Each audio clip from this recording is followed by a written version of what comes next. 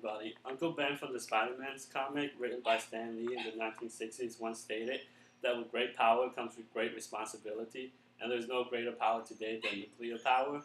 Father Johansson described this power in his 2007 article, The Bombing of Hiroshima, about how a nuclear bomb dropped into the city of Hiroshima in Japan, took out 99% of the city and over 100,000 civilian lives.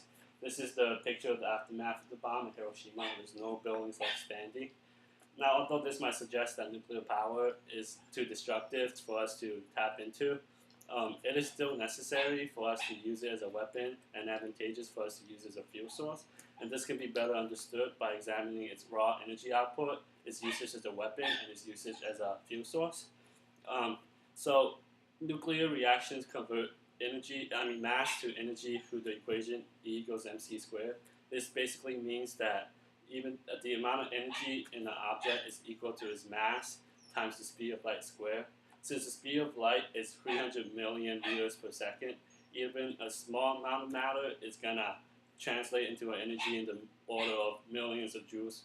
And in the first nuclear weapon written by Carrie Sublette in 2007, she stated that the bomb that took out Hiroshima only translated 600 milligrams of mass into an energy blast that took out the whole city. To put it in perspective, 600 milligrams is the amount that fits into 1/10 of a teaspoon and it creates an explosion this big. And since we can now tap into this energy, what's the first thing that mankind wanted to do with this knowledge?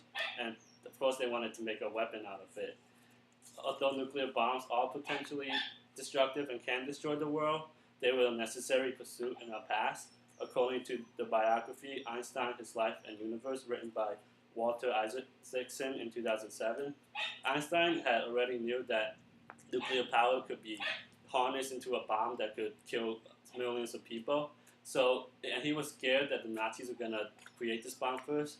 So he sent several letters to President Truman, who initiated the Manhattan Project, and which ultimately created the two bombs that destroyed the two Japanese cities, Hiroshima and Nagasaki, and put an end to the war.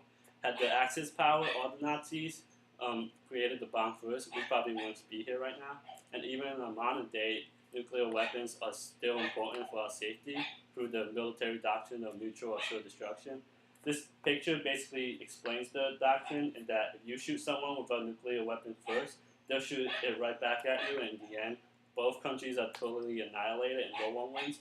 So even the act of possessing a weapon means that no one wants to use it because everyone knows what the outcome will be. Now, although the first thought was to use this knowledge to create a weapon, eventually roots were taken to use it as an alternative fuel source.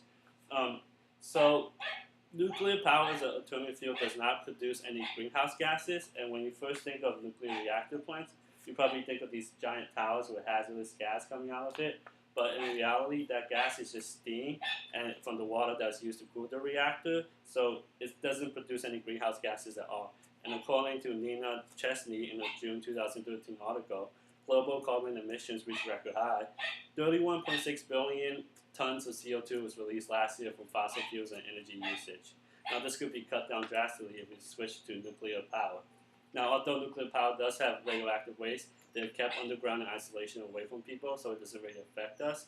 And if enough interest is invested in nuclear power, eventually fusion plants could be invented. And fusion plants are much better because they use hydrogen, which is safe for fuel instead of uranium. And their product is helium, which is also safe.